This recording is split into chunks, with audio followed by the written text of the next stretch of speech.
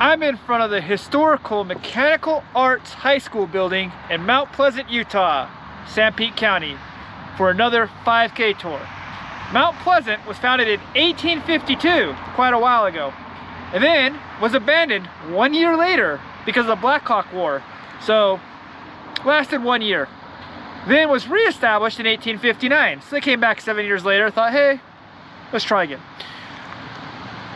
At that point, Mount Pleasant continued to grow. Its main industries were leather making, blacksmithing, basket weaving. It's kind of a new one for us.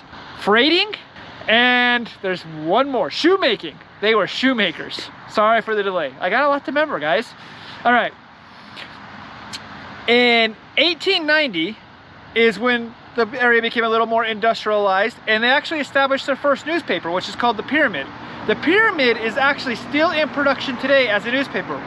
We get the Pyramid. Don't live in this town necessarily, but we're close enough. We get the Pyramid. That has been around for over 100 years. In 1900, Mount Pleasant actually became the largest city in Sanpete County with 3,000 people. And at that time gained its nickname as Hub City. Doesn't seem like a hub to me, but Hub City. Now, in 2024, Mount Pleasant is not the biggest city and has a whopping 3,600 people. So 600 more people have lived here in the last 100 years. Not a huge population growth spurt. Anyways, let's go run 5K in Mount Pleasant.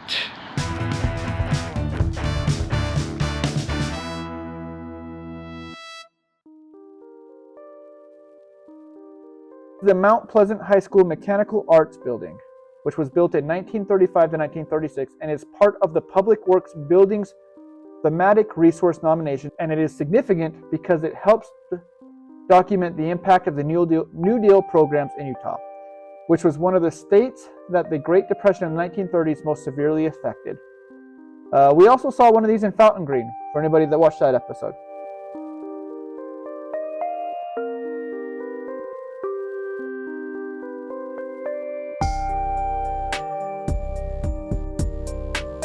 Skedaddle.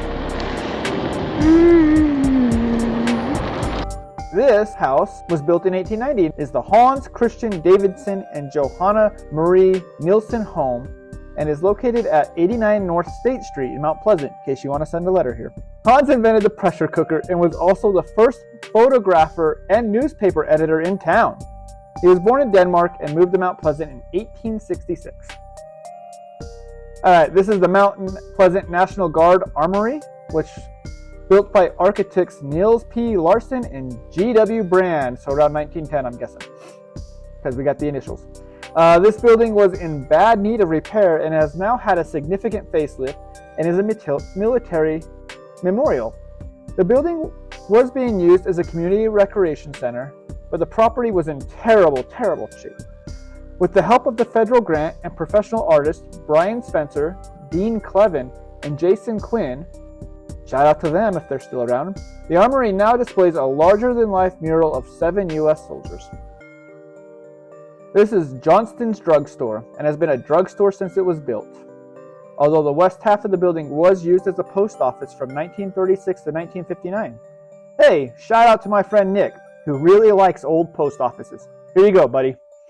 Also, for those that are interested, Nick has a cool car. Check out his channel. Stacy will give you a link. Yes, that has nothing to do with running. Well, his car runs. That counts, right? August Lundberg Building, which is now the liquor store. This building was erected in 1889 for August Lundberg. That's why they call it the August Lundberg Building, who was a dentist. He occupied the upper floor of the west side of the building. The bottom floor housed the Pastime Billiards Hall, and it was later occupied by the New Resort Saloon and Charlie Holberg Saloon. This place was a bar, y'all. On October 15th, 1945, Marshal Lon Larson escorted Hiram Beebe from this building. Beebe, who according to some sources was the infamous Sundance Kid, and he shot and killed the Marshal. Another call out to Butch Cassidy and, possibly the Sundance Kid. The Lundberg Block Building was erected in 1888 by August Lundberg. He also did the liquor store. The building was originally occupied by Consolidated Wagon and Machine Company and had two large doors in the front to allow loaded wagons to enter the building. The original poles that held these doors are still visible from the main street through the front windows.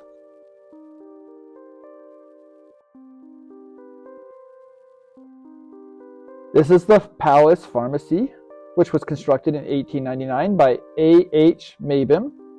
It later housed a dentist's office, an attorney's office, a hardware store, and a barber shop. Not all at the same time, I assume.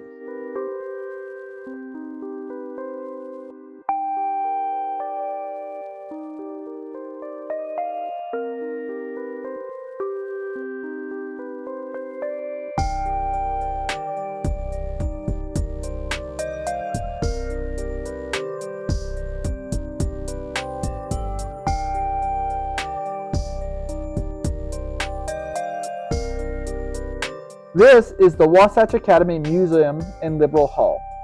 The Mount Pleasant Liberal Club was an organization whose members were usually former Mormons, but still live in an area. They built this hall in 1875 as a meeting place and social center. It was here that the Presbyterian minister and educator, the good old Reverend Dr. Duncan J. McMillan, began his missionary work in central Utah and opened a free school that eventually became the Wasatch Academy. We're looking at the Confectionery Building, which is now the Pyramid newspaper. The Confectionery Building was erected in 1898 as a confectionery, sporting a sign that read, "We sell Colville Sweet Cream Ice Cream." It's a lot of cream in that sentence. It has an unusual metal cornice on the front of the building. Next door is the Meat and Produce Company Building, which was erected in 1898, and it is an elaborate example of Victorian commercial architecture. Later it was occupied by a printing firm and the Mount Pleasant Pyramid paper.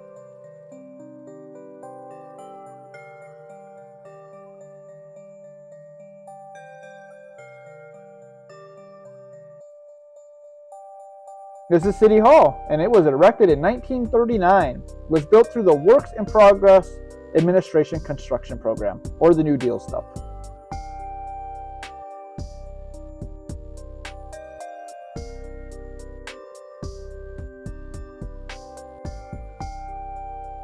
This is the Gentile store, now Nevin's Thrift Store. This building was erected in 1888 by the major shareholders of the Sanpete County Co-op, the Nielsen brothers, August and S.C. Wall, and Carl G. Bjelk. By 1898, it was considered one of the most prominent financial institutions in the valley. Business continued to flourish until the Depression, and the institution closed its doors in 1929. The building was sold that same year to the Intermountain Association of Credit Men. The building was sold again in 1931 to Niels A. Nelson, who in partnership with O.M. Ulrich and Sons operated a general store in 1957. Bradshaw Auto Parts Company opened a retail business in the building in 1958. Alright, this is the James Simpson's house, and it was constructed in 1910 for James Simpson. The wall of this double cross-wing symmetrical home are 3 bricks thick. Ooh, that's some good old insulation. The facade combines classical formalism and details, though it is neither fully neoclassical nor entirely Victorian. Builders Brandt and Jacobson used a cement foundation filled with rock, the first in Mount Pleasant. Locals stood around watching and speculating that it would never last, but today no cracks can be found. The second story is unfinished. The front is unchanged, except for replacing the doors on the front porch with windows.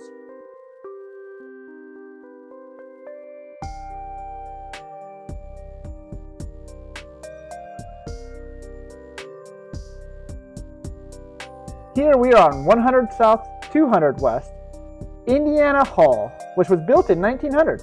It's a 2-story brick residence, Victorian style. It features stone trim, Roman arch windows, and a door bays with rusticated stone basuures. Art glass transom windows. Other windows are stained, arched with rusticated stone sills and lintels. Fancy interior stairways, moldings, and the fireplaces are intact. The upper section of the front porch is now enclosed. It is part of the Wasatch Academy.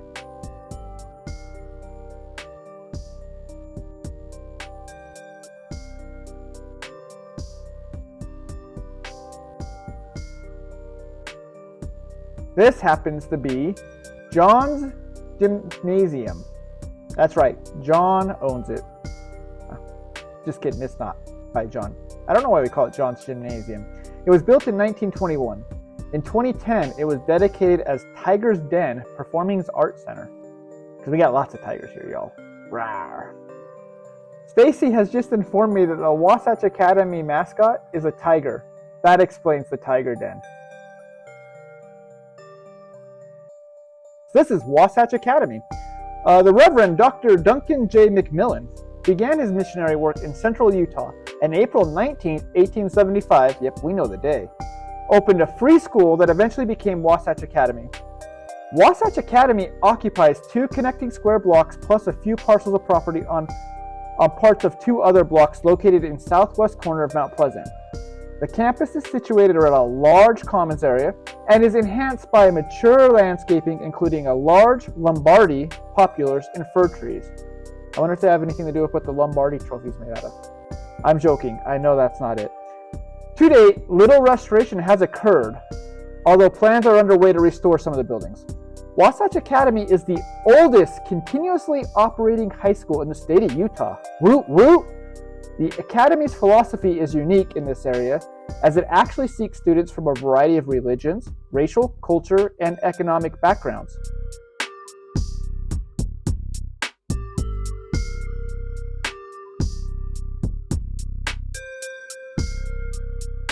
This is the thrift store. It's a 1-story, flat-roofed brick stone of commercial vernacular design. Large storefront windows and subtle brick corbellings are architectural elements, and it was built in 1900.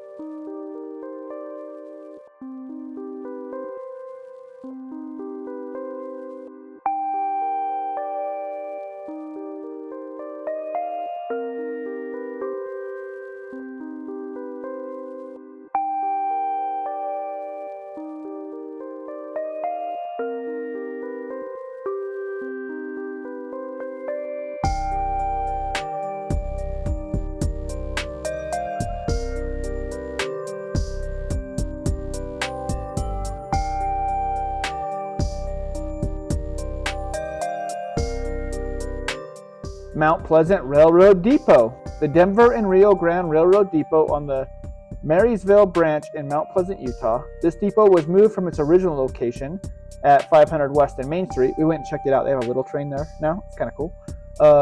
We're pretty sure there is no railroads in Sanpete County now to this date that are active. So they've all been removed unless you count the little train.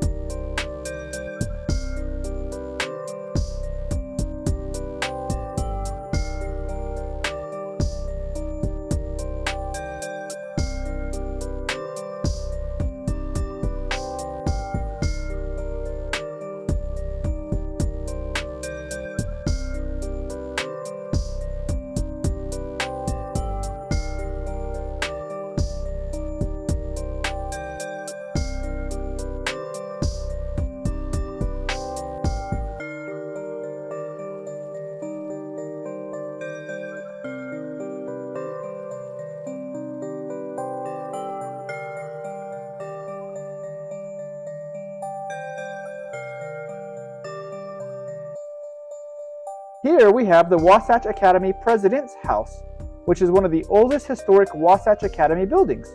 The 2-story brick and stone President's House was constructed in 1895 by Judge Ferdinand Erickson for his wife, Carrie Lofgren. They don't have the same name? Back in those days, I thought that was kind of normal.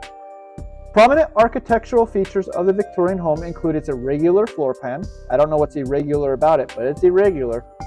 Hip and gable roof, rusticated stone lintels, art glass windows, storm-framed entry vestibule, and a small stone porch. Retaining its historic and architectural integrity, the house is a contributing element to the Wasatch Academy Historic District.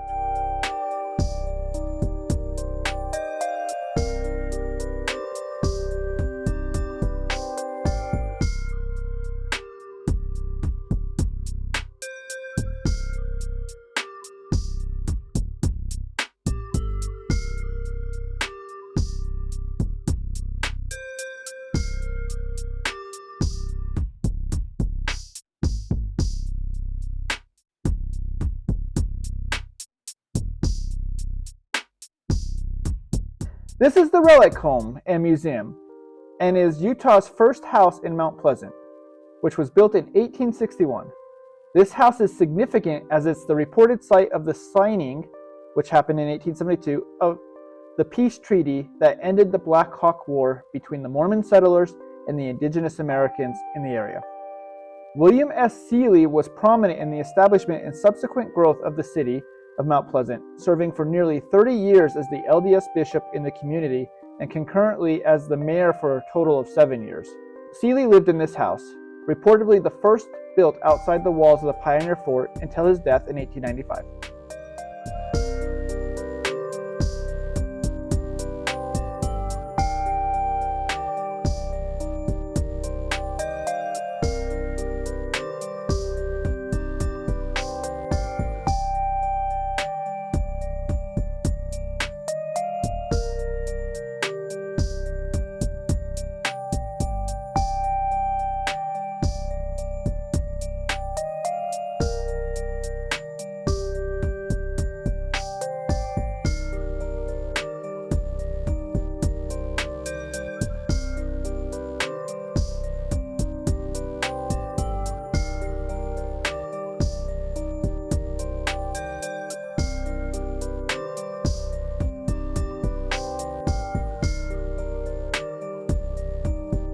Here we have another Carnegie Library.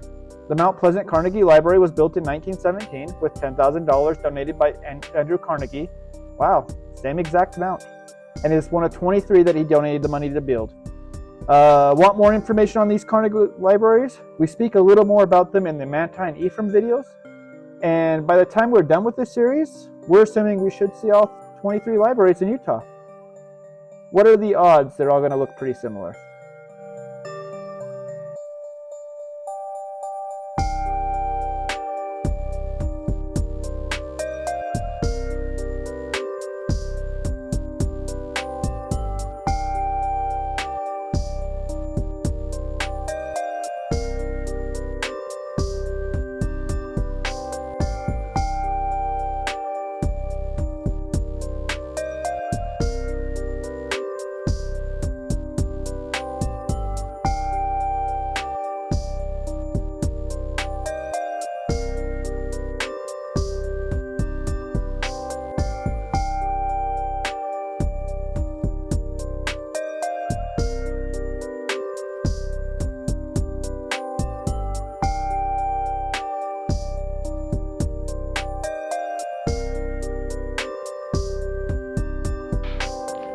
Alright, so the end of our 5K tour of Mount Pleasant, we were getting coffee and a little bit of food at the Coffee Depot. One, because they're excellent. Two, is they're open on Sundays. Change of clothes.